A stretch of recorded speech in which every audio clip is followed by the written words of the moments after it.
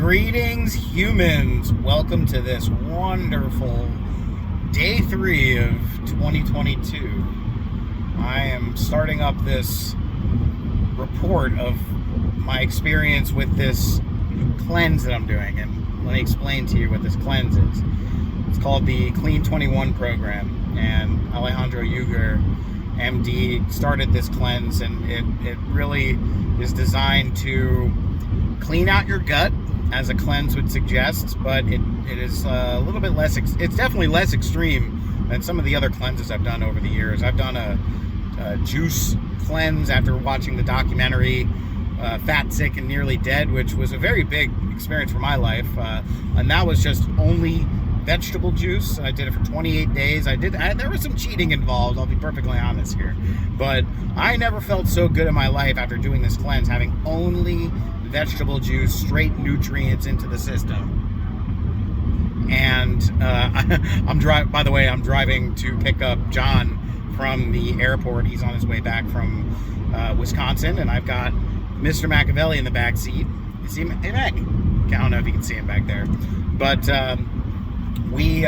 anyway, I've also done the Master Cleanse for about a week, and that one is really intense. At least with the juice cleanse, you feel a little nourished. I didn't feel nourished at all when I did the Master Cleanse. That was very grueling, especially when you have to do a saltwater flush first thing in the morning and take stool softeners at night. Big takeaway from that was I was amazed with how much shit I had inside my body even after I wasn't eating for 4 or 5 days. It was like, where is all of this shit coming from? Just a testament to the fact of how much processed garbage is just caked inside of your digestive system. So this cleanse, the Clean 21 program, it's whole foods, nutrients, a lot of Ayurvedic herbs and supplements and things like that. There's a whole protocol with it. If you go to, I think the website is clean21program.com or something. If you just go into a search engine, type in Clean 21, you should be able to find it. It's a little pricey, but the way I see it is it's an investment on my health. For 3 weeks, 21-day program. Think about, you still have to buy certain things like almond milk or vegetables, and there's meat involved. And just to give a breakdown of what I'm experiencing, and by the way, this is day 1 of my cleanse, and I feel really good right now. There was a 3-day pre-cleanse or 2-day pre-cleanse that I did, where we basically just had a meal for breakfast, lunch, and dinner that was from the cookbook or the meal preparation plans, which a lot of that's online or in the program when you buy it. There's also a cookbook, the Clean Program book, that has a lot of recipes in it. But for the duration of the cleanse, these 21 days, the way it goes is there's a shake in the morning, a meal for lunch, and then a shake at night. Also, there's supplements that you take, I believe, around the time of the meal or before you go to bed. And then there's in the very beginning, before you have your shake in the morning, there's a packet of nutrients, minerals, and electrolytes that you just powder that you put in the water. It tastes kind of like lemonade. It's really good. I drank it a little too fast, I think, this morning, and I felt a little uneasy in my stomach. I think that's why. Also, it's day 1. Probably, I get the feeling that my insides, the bacteria, is starting to kind of realize it's the come to Jesus moment, and there's a little bit of a turmoil going on within me right now. But it's all for the best.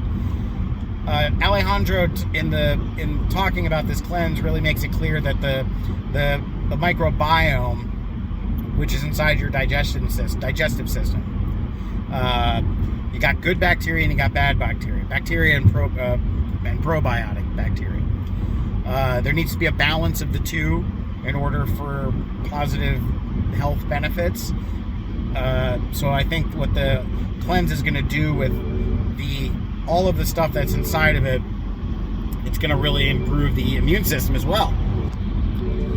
And that's really one of my main goals to start off with this cleanse, is to really put things into my system that I know are going to benefit and heal my body from within and really boost up my immune system. Because that's one of the things that is not really discussed in the way I believe it should be in these times right now with COVID and pandemic and all that is about how to improve your health. There's a lot of stuff about protecting yourself, putting on a mask, getting your vaccine, social distance, and I'm not going to criticize those at this very moment because I personally believe it's one of my golden rule principles that whatever you believe you need to do, if it's in your belief that you need to do something to be safe and protected, you should probably do that. However, a lot of our beliefs have been programmed from outside sources, like growing up from your parents or your community or your doctor as a kid, media, television, your community, your friends at school, the teachers. There's all of these outside sources that are programming our subconscious minds to see things in certain ways. Where we don't see a lot of effort being applied in these advertisements is about how to enhance and build up your health. This is one of the reasons why I'm really excited about this cleanse, because it's going to absolutely do that. In 10 miles, keep right onto I-5 South. Oh my God, Siri with the Irish voice that I programmed in there. Very loud right now. Thanks, Siri.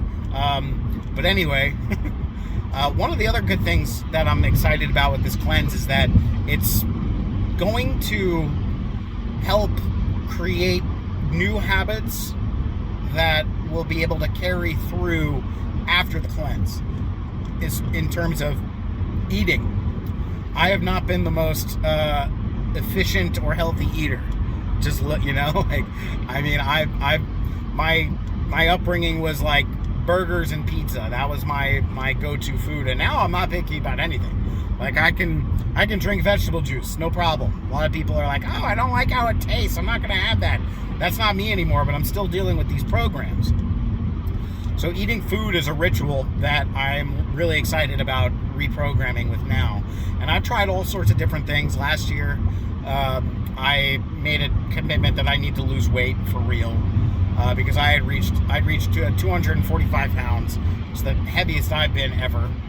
Couldn't fit into my clothes, felt like crap all the time, a lot of self negative talk going on consistently. So I decided to make a change with that, and last year I did the first 3 to 6 months with the ketogenic way of eating, which was really good for me in the beginning. But then I started to kind of plateau, as a lot of people describe happens to them when they're doing keto. And what I've learned with keto is it's a very specific way of eating, and it's kind of like you need to do it like a science. You need to make sure if you're doing keto that you're getting I think it's like 2/3 level of fat, like 70% of your food intake needs to be fat. And then there's different kinds of fat. There's high quality nutritional fats that come from things like avocados and olive oil and stuff like that, or coconut oil.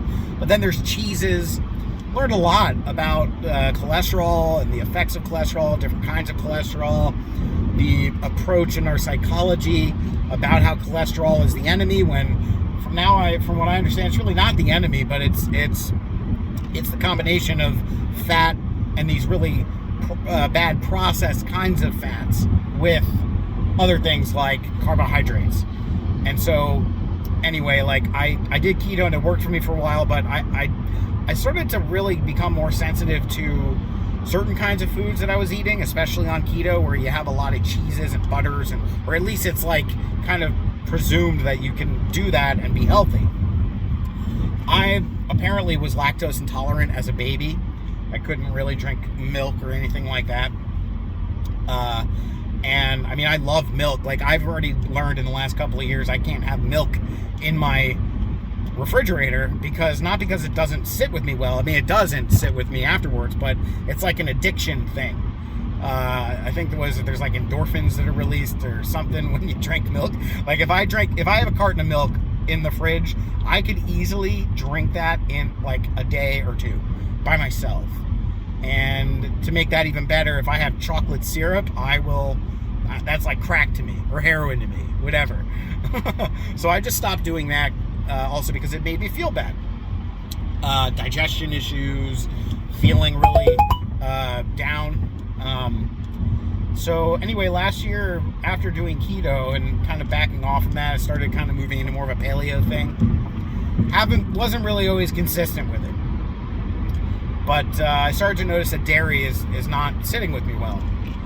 I did vegetarian for maybe about a month years ago. Felt really good. I could do without it. I could do without the meat, honestly. If I can live on just the things that I'm excited about with this cleanse, and yeah, I could do that. I don't want to be a Nazi about food. I really do believe that belief comes into play more than we give it credit for when it comes to, everything, but food especially. Like their Uncle Bruce always talks about that story with the Baptist church down in the South that they'll drink strychnine poison to testify their belief that God's protecting them. And if strychnine doesn't kill them because their belief is so strong, why are we so freaked out about carbohydrates or sugar or whatever? But it's the absent-mindedness or the autopilot subconscious just running the show. If we're not being mindful about what we're eating, then on autopilot, these things will just affect us in ways that we're maybe not prepared for. So anyway, I'm really excited about this cleanse especially because it's got a regimen for food intake. That was one of the hardest things after coming off of the juice cleanse and after the master cleanse, was immediately just rubber band slingshotting back to the old eating habits that I had, and then would either just gain the weight back or just feel like crap, and it was just kind of like ping pong. I am looking forward to having a new way about it this time. Another great thing about this cleanse is that I'm doing it with my entire family. My mom, my dad, my uncle, my aunt, my cousins, some other people. We're all doing this together, and I think, that is really important. Community is so important when it comes to everything, everyday life, especially when it comes to changing habits. If you got people and support around you, you're not just like how I was when I was doing my juice cleanse. I was that crazy guy just drinking vegetable juice every time, and it was like the peer pressure from everybody around, like, oh, well, you're not gonna have protein? Are you sure you don't want to eat? Oh, come on, just to, not to have to deal with that bullshit is in my immediate sphere of people. I'm really grateful for it. So anyway, I want to wrap this up and just thank everybody, anybody that's watching this. I'm going to be posting pictures and I want to upload at least one of these a day onto IGTV, just to track the progress and to give a little opportunity to share things that I'm experiencing and feeling. At this point, I feel great. There's still some lingering... In 2 miles, keep right onto I-5 South. Got that! I think right now there's just the lingering psychology, like I think I'm hungry or I think I want food, but I'm not really. After a couple of days and this starts to kick in, I know that that's going to really start to dwindle, which I'm excited about. Anyway, more now than ever, we need to be healthy. We need to be healthy. If we do not have our health, then what do we really have? And we need to be doing more than just taking actions to protect ourselves from things that might hurt us or things that might infect us. Protection is a part of life, and we need to engage that when necessary. But we cannot be living in a constant state of protection 24/7, 365. That is not healthy. That's not how biology works.